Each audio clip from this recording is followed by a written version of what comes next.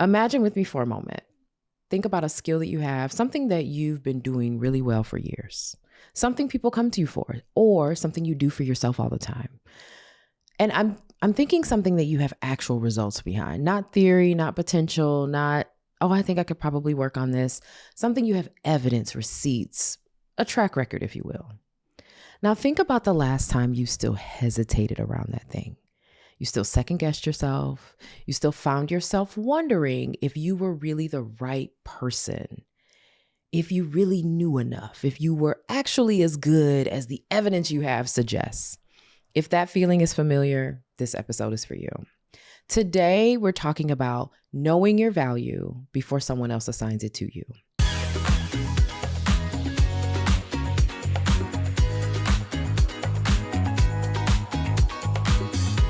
Welcome back to the Humaning Well podcast. My name is Amber Cabral. It is March 2026, and I am spending this Women's History Month on things that I think women especially need to hear, though honestly, none of this is exclusive. Folks of all genders can use this information too. So last week, we talked about asking for help, and I made a very personal ask. This week, we're going to talk about the thing that can sometimes make asking and contributing and leading and showing up much, much harder if you haven't practiced it. And it's knowing your own value before someone else tells you what your value is. So recently, I had a client ask me to help them with something, okay? They wanted me to articulate basically the value of an offering that they're rolling out and, to make the case clearly and compellingly for why someone should invest in what it is that they're offering. And I hesitated. In fact, I pointedly said to her, I'm not sure if I'm the right person to do that. And then she pushed back on me and gave me literal examples of her seeing me do the exact same thing for my own company. She made me see how absurd my perspective of, I don't think I'm the right person for that, actually was. I have been making the case, that exact case for myself, for my own work, for my own business for over a decade. I know how to help someone understand the return on investing in what I have to offer.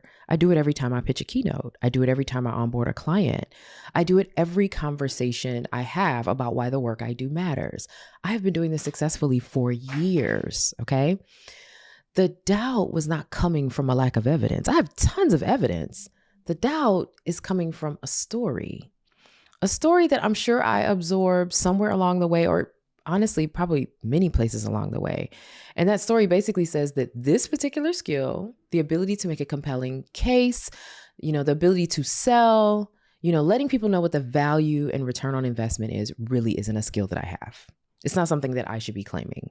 Like somehow the evidence of my own work didn't count because no one had told me that I was allowed to be good at that. That's what I want to talk about today. Because I don't think that this is an experience that's, unique to me or that's unusual. I think a lot of us are walking around with legitimate expertise and genuine capability and still waiting on someone else to hand us permission to own that. And I think the skill dismissal happens really early and we just don't notice it. The messages about what we're good at or what we're suited for or what our lane is, they come in really young. I have a girlfriend who happens to be really tall and everyone's like, oh, you should play basketball. And she doesn't want to play basketball. But you have things projected on you about what you should be good at from family, from teachers, from early managers, from culture. And they also project on you what you shouldn't be good at. And so certain work gets praised and other work gets ignored. Who gets called on? Who doesn't? Who gets labeled a leader? Who gets labeled support? Even what you look like, okay, can dictate what people think you should do, just simply based on your appearance, as is the case with my friend. And because those messages tend to arrive before we've had the critical thinking and space to really interrogate them, we tend to absorb those messages like they're fact. We build our entire self-concept on top of someone else's half thrown together, incomplete, mostly biased assessment of us that they made in a moment and not having full information, right? And also not even considering what limitations that they have in terms of what their ability to see is or what they even have the capacity to affirm. The assessment that they made isn't a fact. It never was. It's an opinion, an uninformed opinion. But we can treat those messages like they're data and we can operate around them because even if we have evidence of a thing, it doesn't automatically update the story, right? It doesn't automatically put us in the position of saying, oh yeah, I have proof, I can do this. You would think that having the results will fix the story, that if you kept doing something well, the doubt would just dissolve on its own, but it doesn't always work that way. And I think it's because the story isn't living in the part of your brain that tracks the results, right? It's living in the part of your brain that decides what you're allowed to claim. And that's not the same place that's looking at what you have achieved. Those are two different things. And so what happens is you end up undervaluing yourself because you don't know your value. It makes it easy for you to undervalue yourself. I've seen this happen with folks regularly. So let's get really practical. When you don't have a clear, grounded, internalized sense of what you can contribute, clearly other people will fill that gap for you, whether it's employers or clients or collaborators or partners or whoever. They're going to assign you a number, a title, a role, a ceiling. And when you haven't done the work to really look at your results, right, for yourself and assess them, someone outside of you, their assessment feels more authoritative than it actually is. And so you can just adopt that. You end up negotiating against yourself before the conversation even starts, or you price yourself too low because you haven't decided for yourself what it's worth. You're letting everyone tell you, okay? You're taking less because you don't know and you haven't really thought about it, okay? I'm not saying this to be hard on anyone. I have done all of this. I have had the experience of someone literally calling me after work I delivered to say, whatever you are charging is too low. Okay. And I have also done that because the cost when you don't know and you undervalue yourself is real. Financially, professionally, energetically, every single time you let someone else define your value for you before you define it for yourself, you're essentially putting yourself behind and you're the one who pays for that. So how do we start to fix it so that we can see our value more clearly? I'm going to give you a few tactics that I have had to use. The first one, write your own receipts. I'm not talking about your resume. I mean like an actual list. Like what have you actually done? What worked? What have you built or figured out or pulled off? Acknowledge that. A really great friend of mine, Amanda Miller Littlejohn, encourages people to ask themselves, what do people thank you for? So ask yourself that. What do people come to you for consistently without being asked? What problems have you solved well that someone else couldn't have solved as well? What results exist because you were in the room? Write all of that down and then make note of the skills that go alongside those deliverables. Maybe you'll notice that you're always negotiating and you're a strong negotiator. Maybe you'll notice that you're a really strong communicator.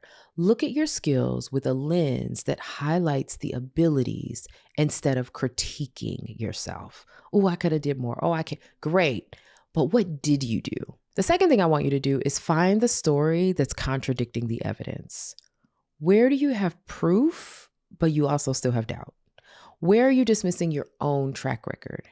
That gap between what you've done and what you believe about yourself is where someone else's story is living. Get curious about it. Whose voice is that? Is it your voice? When did you first hear that this wasn't your thing, that you weren't quite right for this, that somebody else would be better suited to take care of X, Y, and Z? It's possible that it's not your voice. It probably isn't even a voice that you knew really well. It could be an old leader. It could be a former friend. But the point is, figure out where it's coming from and make the decision that you get to stop letting it have a say and a vote. For me, that voice sounds like an old teacher. It sounds like the teachers that told me, oh, you're really smart. You should be doing this, even when my interests were taking me elsewhere. It sounds like my old leader going through my performance appraisal and letting me know what they thought I should be doing with my career, even though anyone who knows me knows that I'm really well fit for entrepreneurship. The third thing I want you to do is practice stating your value aloud, not like in a formal elevator pitch kind of way, not even somewhere that's really high stakes, just with yourself. I want you to just say it to yourself or to someone that you really trust before it needs to be polished. Here's what I'm good at. Here's what I'm going to bring. Here's what a yes from me actually means for you. If I say yes to work on that, here's what you're going to get. Okay. And say that out loud more than one time. Say it until it doesn't feel strange coming out of your mouth. The fluency that you build privately is what's going to show up when you really need to talk about it publicly. Now, as I'm saying this other thing popped into my mind, like as an additional layer. I do know that there's all this conversation going on about community because the world is doing a lot. Like the world is doing a lot. And so we're looking for community and connection. And, there's a lot of this like artificial community where people are like all together in a group chat and all of that. But like we're really looking to better connect. And I think part of what would make connecting easier or better is if we knew our value and how that adds to the community that we're showing up. It essentially is going to put you in a better position to know what you're able to contribute. Communities don't just need folks to show up and take, right? We don't come together and say, "Ooh, I get to have," right? Well, we all know some people who do that.